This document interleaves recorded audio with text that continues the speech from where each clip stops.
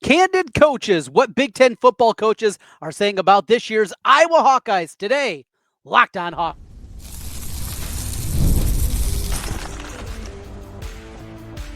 You are Locked On Hawkeyes, your daily podcast on the Iowa Hawkeyes. Part of the Locked On Podcast Network, your team every day. Hey, welcome in. I'm Trent Condon, and this is the Locked On Hawkeyes podcast. I've been covering the Iowa Hawkeyes for over 20 years on the radio here in the state of Iowa, including currently, you can hear me on the Iowa Sports Radio Network. Our stations include in Des Moines, 106.3 KXNO, KXIC in Iowa City, 95.7 in Cedar Rapids, also over in the Quad Cities in Sioux City. We got you covered border to border, talking the world of sports each weekday from noon until 2 with Ken Miller. Today's episode of Locked On Hawkeyes is brought to you by Monarch Money. Take control of your finances with Monarch Money. Use the code LOCKEDONCollege at monarchmoney.com for 50% off your first year. Well, we got plenty to get into today. The Iowa baseball season comes to an end as we anticipated. No selection in the NCAA tournament after the loss in the Big Ten tournament semifinals. They fall against UCLA. The Bruins then upended in the championship against Nebraska. We'll talk a little Iowa baseball as it comes to a close, and a burning question about this year's team and just how disappointing, obviously, the end of the season was for Iowa baseball. Plus, big news coming from the WNBA. Caitlin Clark has been injured. She is out a minimum of 2 weeks, and we go back to Caitlin's appearance at Carver Hawkeye Arena. Is that something to do with it, or does it go deeper than that?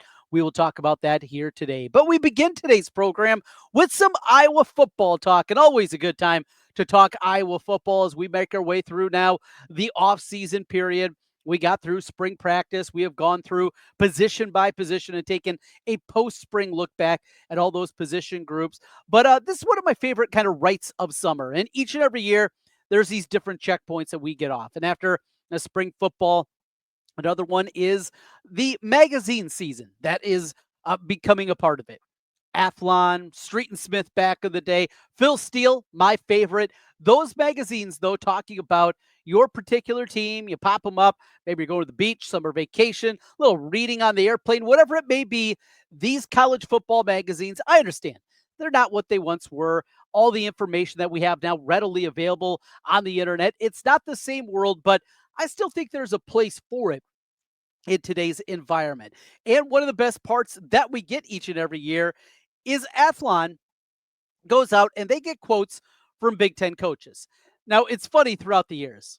For the first couple of years that this became kind of a big talking point during the offseason, I think a lot of people assumed that it was head coaches, and that's not always the case. In fact, I would guess pretty rarely are you getting head coaching quotes that go here. But for a while, we take these quotes and we try to figure out, well, who said that? Or what program would be saying these types of things?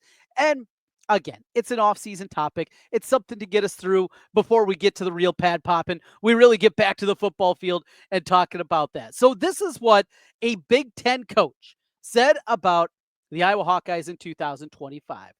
And we'll kind of take these couple sentence by couple sentence and break them down a little bit more.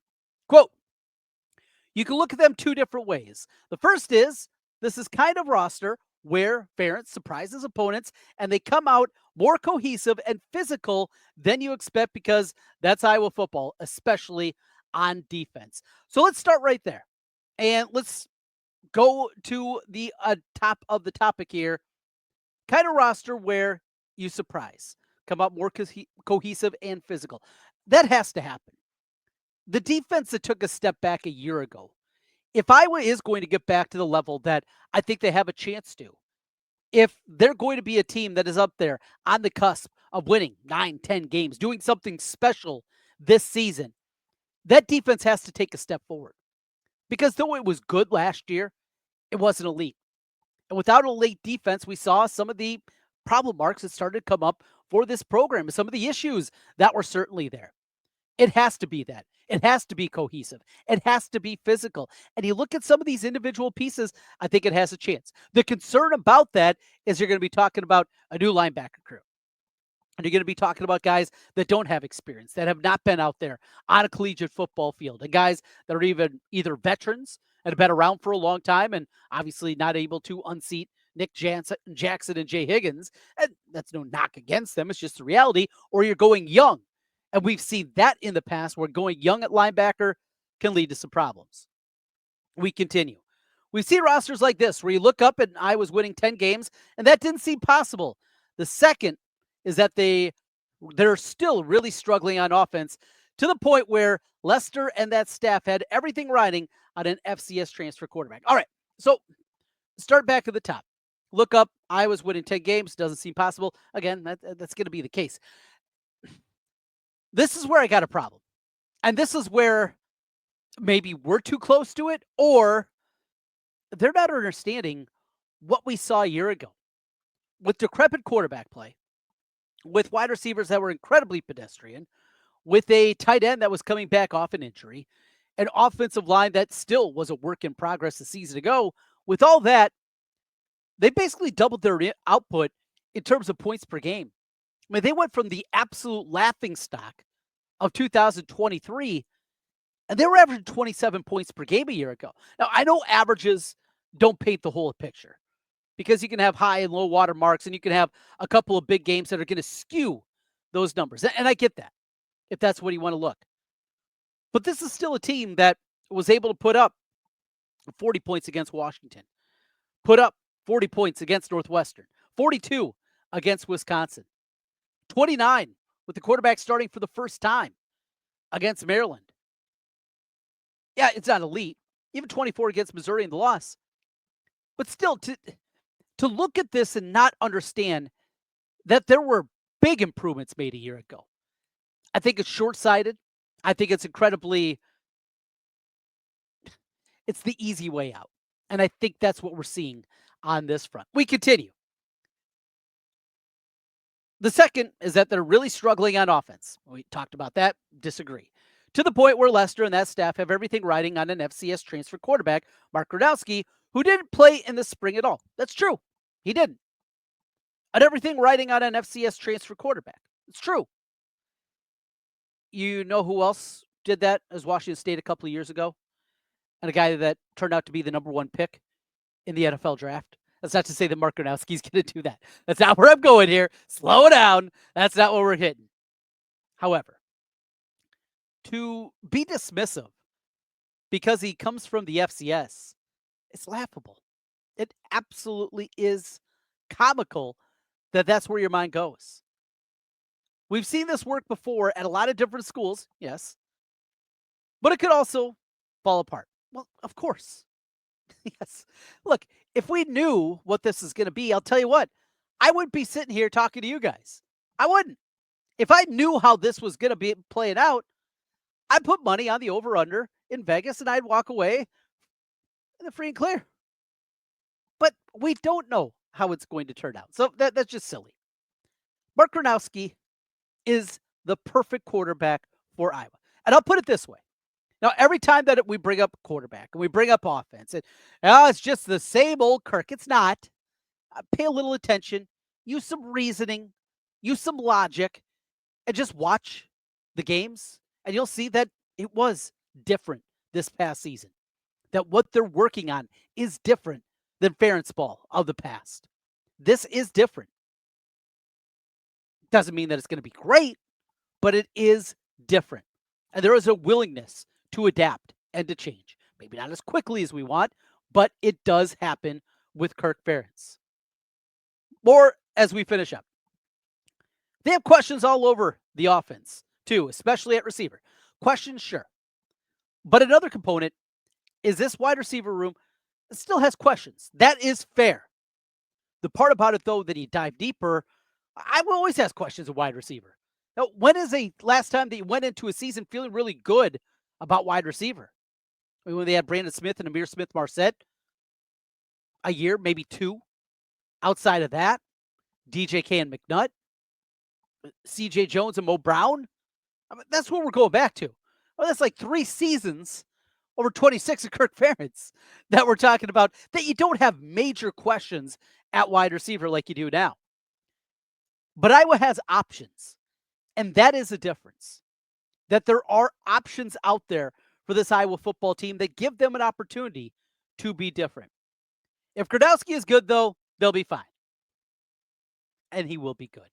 He will be good. I'm going to talk it into existence. He will be good. One thing's not good, gets Caitlin Clark. Injury for her and the Iowa baseball team, the end to the season. That's what we got coming up here. Iowa baseball season comes to an end, and the injury to Caitlin Clark. We continue on the Locked On Hawkeyes podcast.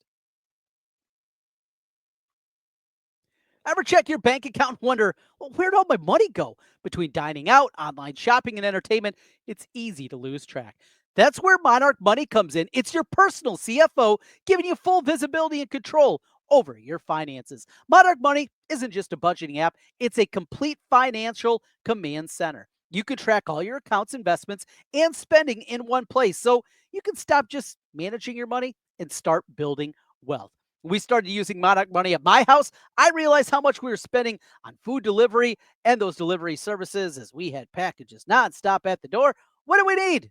Well, now we can budget smarter and save more. And instead of juggling multiple apps, you can use Monarch Money to check your finances, track spending, and even plan long-term goals. That's what we do in my house. Take control of your finances with Monarch Money. Use the code LOCKEDONCollege at monarchmoney.com for 50% off your first year. That's monarchmoney.com with the code LOCKEDONCollege for half off your first year.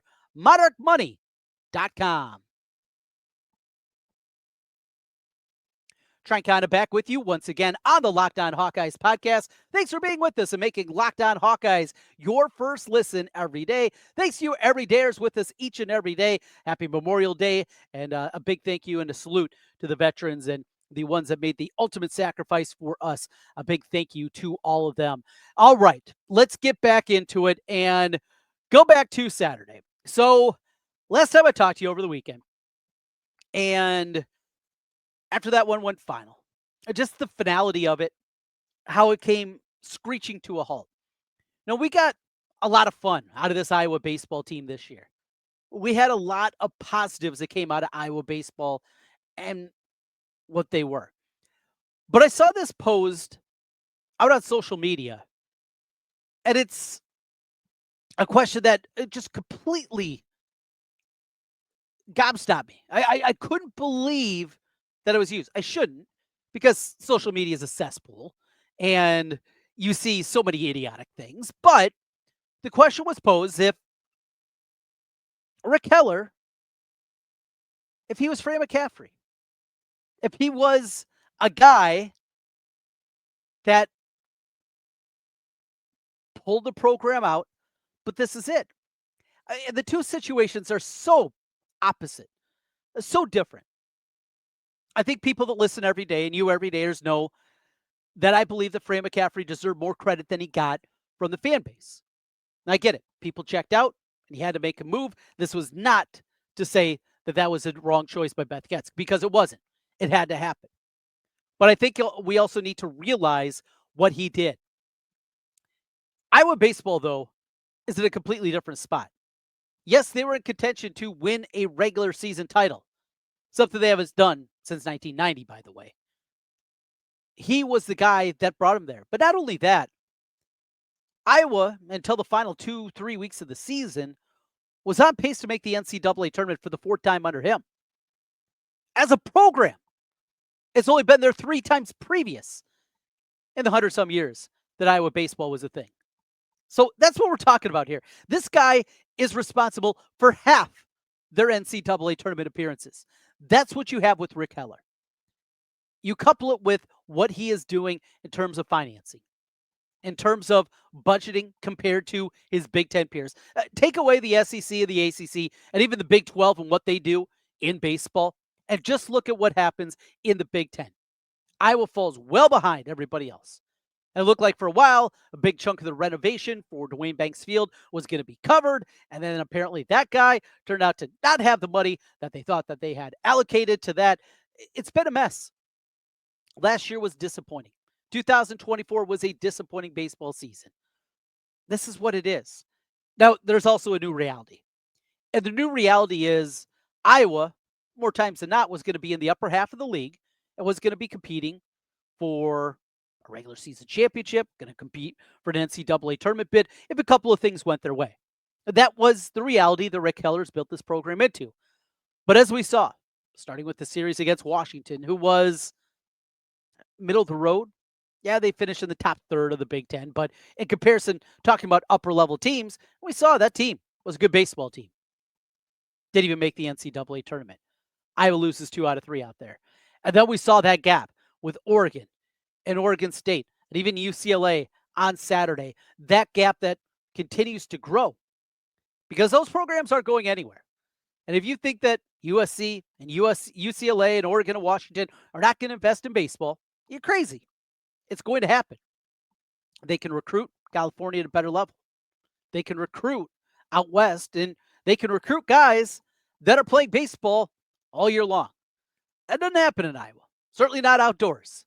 Yeah, you can go to Sticks, you can go to Perfect Game, you can go to your program and do your thing. However, it is different what they're able to do. The Big Ten is better with these additions. The Big Ten certainly is better as it pertains in baseball with the additions of those programs.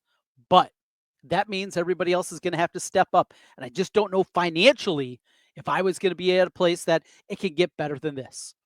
This is what it is. You can be frustrated, you can be mad, but looking forward and what needs to happen, the investment needs to continue to be there. And that's where we are with Iowa baseball. Me personally, I love it. With Iowa State not having a baseball program, UNI's program was cut now, 20 years ago. Drake without a program, to be the only D1 team in the state that's playing baseball, it's huge because I see it. Broadcasting high school sports, calling games in the CIML week in and week out during the summertime, I see the amount of talent. And then when I get to see a Ben Wilmus, when I get to see a Miles Risley, when I get to see a Jack Dreyer, when I get to see a Peyton Williams, when I see these players go to Iowa and then succeed, Ben DeTay and what he was able to do with this baseball team. And the list goes on and on and on. And that's just in Central Iowa. And then when I go to the state tournament and all the stars that I see, and then those guys end up in Iowa City, it is a great thing. Support, it was there. Building that thing up can be there. This can be a solid year in and year out sport. Just needs to continue to be the investment. You have the right coach. The coach is the right guy. When Rick Heller goes, though, oh boy, those are going to be some big, big shoes to fill, whoever takes over for Rick Heller. We continue Locked On Hawkeyes. Well, big shoes out there for Caitlin Clark. What's going to happen with the Indiana Fever? Talk a little Caitlin when we come back on the Locked On Hawkeyes podcast.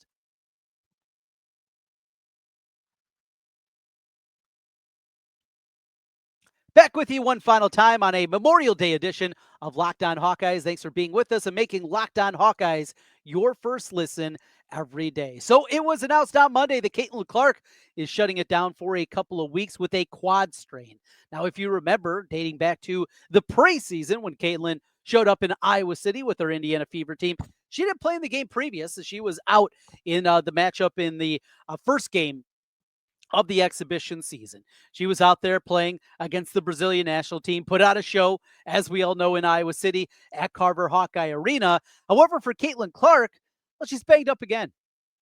And on the heels of the report that came out last week from an economist that equated her impact accounting for 26.5% of all the revenue generated from the WNBA. And yet, even after that, I was left like, I'm sure a lot of people saying, that's it?